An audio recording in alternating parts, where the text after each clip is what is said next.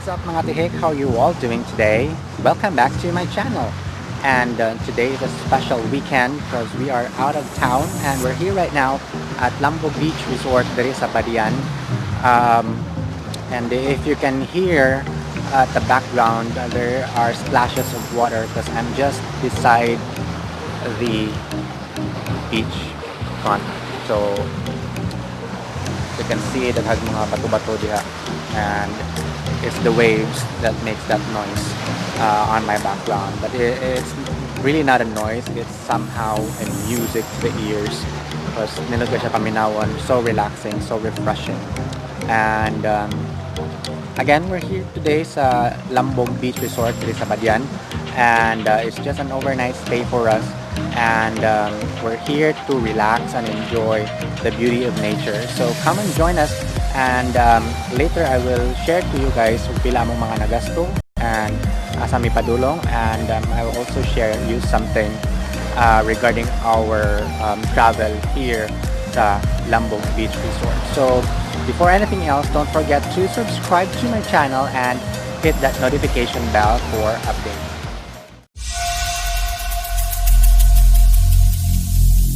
Every single day, I'm gonna make something great. That's my way. Every single day. Hi guys, good morning. How are you all doing today? And it's already 5 a.m. and I'm here. Naglakaw-lakaw ra ko daplin dagat because wala lang. Walking around. So, by the way, muna siya ang among tent area. So, diha mi nagstay, and it's kind of funny kay gahapon nananghid ko ni June nga matulog around 4 p.m. for 5 p.m. kay I feel exhausted kay gikan pa duty and travel around 4 hours, so I just felt nga there's really need for me to take a nap, but dili siya nap guys. I slept for 12 hours and straight 12 hours straight akong katulog. I don't know what happened there. I'm not sure if inana ba gyud ko ka exhausted or it's just the place is so conducive for relaxing, and wala lang straight gyud akong tulog, wala gyud panihapon gutom na kayron. So I'm waiting for June to wake up and then magdungan mag breakfast. So muna siya. So, lakaw-lakaw lang sa taron dire sa baybayon. And we'll see kung say atong makitaan sa atong uy, nang isda dito sa unahan. Sila kuya, sila manong, nangisda sila. Of course, this is the usual livelihood sa mga tao diri sa Lambug or anywhere siguro madaplig dagat mga isda na. So let's find out kung sa ilang ay wala pa sila ikuha. Padulong pa sila mang isda. So karon wala pa sila halin, not really halin, wala pa sila ikuha. So ito sa tamo gamay sa Lambug Beach. And by the way guys, I just want to share this to you kay it is very interesting and very funny. I'm not sure if you find this funny, but what happened is ang original plan kay dapat adto mi sa Moalboal, but when we arrived there sa Moalboal and sakay na may og habal-habal pasulod sa bus dako, the driver said nga dili na kuno i-allow ang tent dito sa beach area. So I'm not sure if this is true. Um, so sa mga nakatumualbual, sa mga taga Moalboal, share on the comment section below if it is true nga dili na allowed ang tent ang mag tent along the beach area. Sumoto ningon ng driver nga dili ko no sa lingkod sa ko gamay. So ningon ng driver nga dili ko no dili na ko no allowed ang tent sa daplin sa dagat. So nya nito sa gamay kay there was one article nga akong nabasahan nga DENR will be tracking down Moalboal and they'll be doing same thing as what they did to Boracay. So if you've been to Moalboal, murag grabe na kayong encroachment sa mga tao dito nga ilahan yung i-occupy ang beachfront. And so what the government want to do is to really impose the 20 or 30 meters easement area from the coastline. So I'm not sure if that's the reason why nga dili na pwede mag tent, or maybe they just don't want nga crowded ang sana ang coast ang coastline. So otong ingon sa driver nga mapugos daw mi og rent dito og room, and which usually cost 1,000 to 1,500. Ang gamay kay na siya nga ron, guys. And of course with our advocacy to not to spend much on things, so the driver offered nga maglambog na lang kuno mi nga kay okay ra kuno i-allowed ra kuno ang mag-tent, which is true kayo. You can see na nag-tent and nag-tent ito sa unahan, daghan pa kay siya nag-tent. So mo na nisugot na lang mi nga maglambog beach, and initially before we finalized nga mag-Moalboal mi, it's also one of the places nga I'm considering kay I haven't been here. And I've been to Moalboal several times already. So mao to siya nga we opted to visit Lambug Beach, and from Moalboal town proper we just took a motorcycle ride. So nag-angkas kami ni manong driver, kami doon ni June, and it's around 30 minutes travel time. So imagine that. Nag-angkas ko sa likuran for about 30 minutes, and it's freaking hot kay it's 12-ish ang oras. So odto siya, alam mo init jud kaayo, and mo to siyang among experience.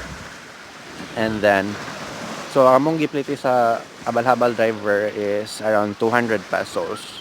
So I think that's pretty reasonable if we factor in the distance from the Moalboal proper up until the Lambug Beach. So medyo layo siya, again around 30 minutes ride siya from the city, from the town of Moalboal to Lambug Beach. So wala na sad ko ni angal cause in the city, sa Cebu City, from Banawa to IP Park, it's around 100 plus, and dili makabot og 30 minutes ang biyahe dito. So pretty much acceptable ra ang rate sa driver.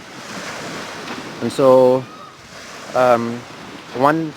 after we arrived here, so wala may place nga ka-stayhan. So it's good thing pod kay ang driver kay naa kuno siya kaila dire sa Moalboal. Ila ko nung silingan dito sa Bantayan. So the driver assisted us to find a place, and we got a spot where we can, assemble our tent and where we can stay at night.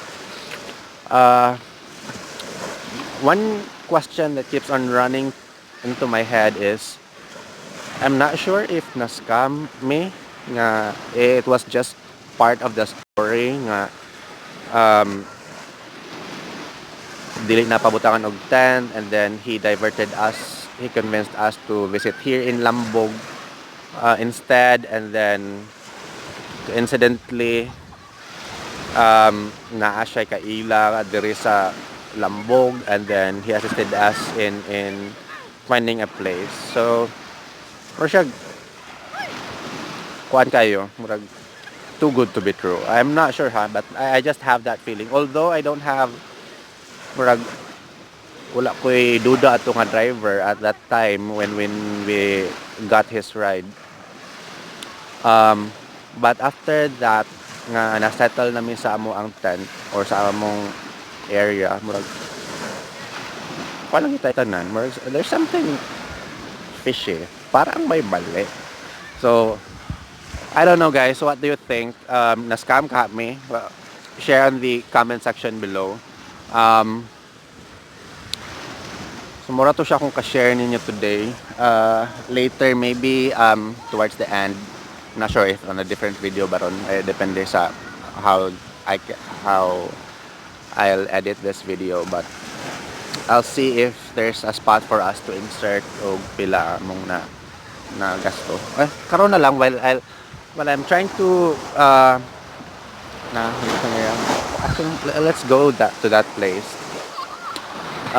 Para inyo sa makita ang tibok area sa Lambug Beach. So the difference between Lambug Beach and Moalboal is that mas lapad ang coastline sa Moalboal compared here sa Lambug Beach now, which is just few meters from the cottages towards the beach. And then ang ihasang buhangin is finer ang sa Moalboal. So I would say nga better jud ang sa Moalboal, but then again, if you want to find a new place, this is a good place actually, I would say. Ooh, this part here, ang among area is dito gyud sa main entrance. So from the gate, muli ko lang kagamay, dito na ang among place. But I find this place here nga, ito sa unahan gamay, as I walk along, it's actually better. Okay, the sand is finer, and di kay daghan siya tao guys. So I think that sets it apart from Moalboal is dili kay siya overcrowded and dili siya overrated, that people just tend to go murag on top of people's head kay Moalboal dayon. So Lambug is a good alternative. Maybe sa katulang area dito is medyo rocky or daghang bato-bato ang buhangin, mixed siya. But on this part right here kay kuan siya kanang finer ang grains sa sand. So guys, it's already very windy. I'm not sure if it's captured on the audio. Hopefully dili kay siya audible gyapon akong voice. So I'll just settle a little bit and I'll get back to you soon. So let's enjoy.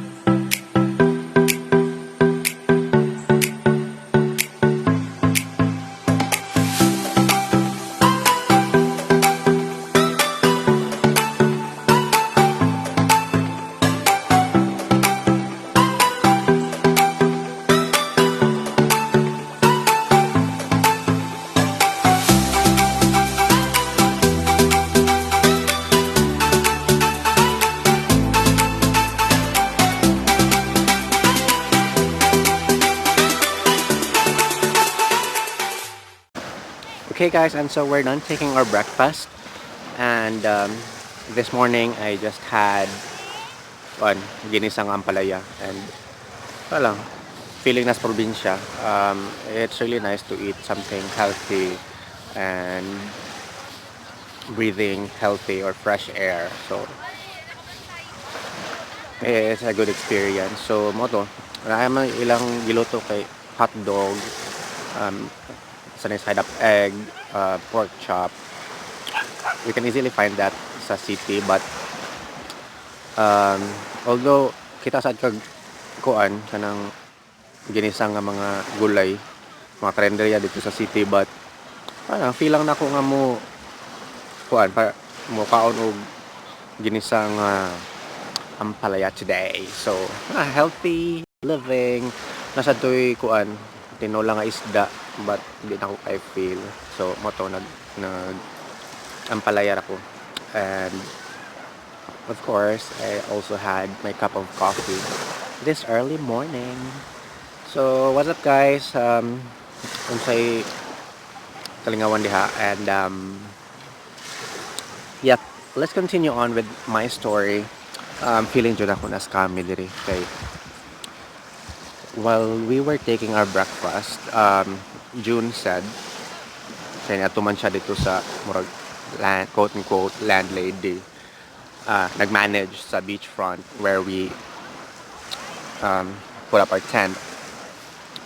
Ingon tong babay, by the way, ang amo ang abang dire, or I don't know if rent may tawagan na, but we paid 300 pesos for a table, and an umbrella and 2 chairs. That was yesterday when we arrived here sa Lambug Beach. And I'd say reasonable naman sa siyang price, because sa Moalboal years ago when I put up a tent, 200 man to ilang pangayo. So, and that's without table, without umbrella, without chair. So 200 pesos na. So when they said nga 300 pesos with those kanang inclusion, so I'd say we went for it. And little did we know, pang day use ito siya. So gitpaningil na sad mig additional 300 for the overnight stay. So medyo scam jud.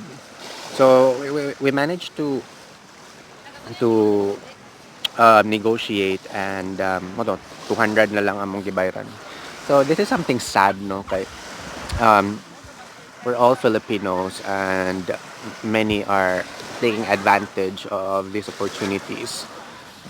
Mura na siya garapala na kayo, and kanang dili na siya healthy ba.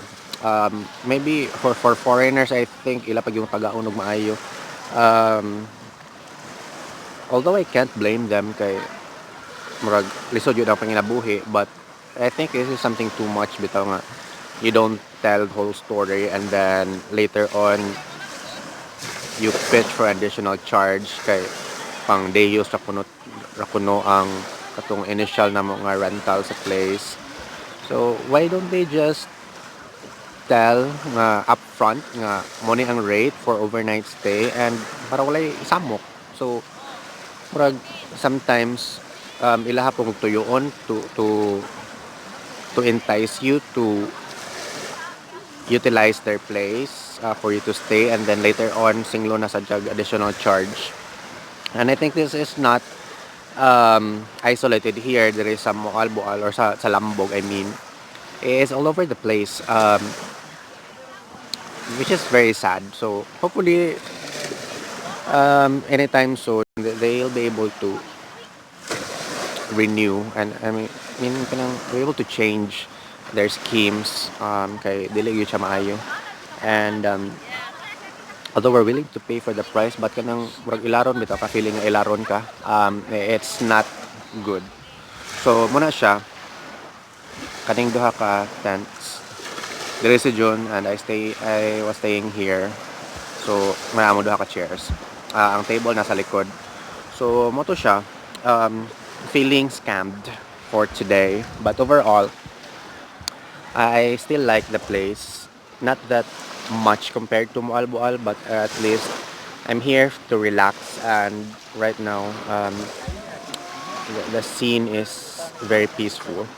Um, nag-start nagkadaghan ng mga tao, and eventually later nasaba na sad ni kay na mga mag-video key. And so mo na siya. So um, what else? Yeah, will be sharing to you og pilang among mga nagasto.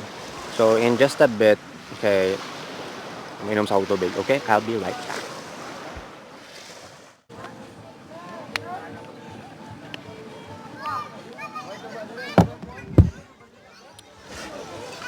Okay guys, so as I was saying earlier, um, feel na ko na scam jud ni. So um, dito sa unahan, naglakaw-lakaw mi ni June. And the beach there, or ang quality sa sand, is much better compared diri nga, which is nagyod sa entrance. And so feel na ko ang katong mga um, tents dito sa unahan is wala sila nag-abang, or maybe nagbayad but not that much as what we are paying here sa amo ang lugar. So mo to siya. And as I promised earlier, I think I'm gonna share to you the what we call this, pila mo nagasto going here. So first, let's start with the bus fare. So ang among initial plan is going to Moalboal. So among gibayaran is just for Moalboal. So from Cebu City South Bus Terminal to town proper sa Moalboal is around 156 pesos. So aircon bus na siya. I'm not sure if pila ang sa ordinary bus. From what I've heard, dili gid kayo ang difference, maybe around 20 pesos ra daw. So I'm not sure, but comment on the write it down in the comment section below if pila jud siya, para others would also know kung pila ang current rate sa ordinary bus. So again, aircon bus is 156 pesos. So moto siya when we arrive to sa Moalboal proper. One tip guys, inignaog ninyo, ayaw mo sakay dayon sa mga tricycle or mga habal-habal nga available right on the spot. So I would advise, kay most likely dako kay nas singil. So what I want you to do is to walk farther, maybe 10 to 20 meters farther from where you stop. Kay nya mangita mo og driver nga dili manawag, like kamo mismo ang mo approach, kay most likely mas tarong or mas ang sakto nga rate ilang ihatag sa imo, although a little higher than the usual, but diliin ana compared to sa mga tao nga mangamay and manawag sa inyong attention for the ride.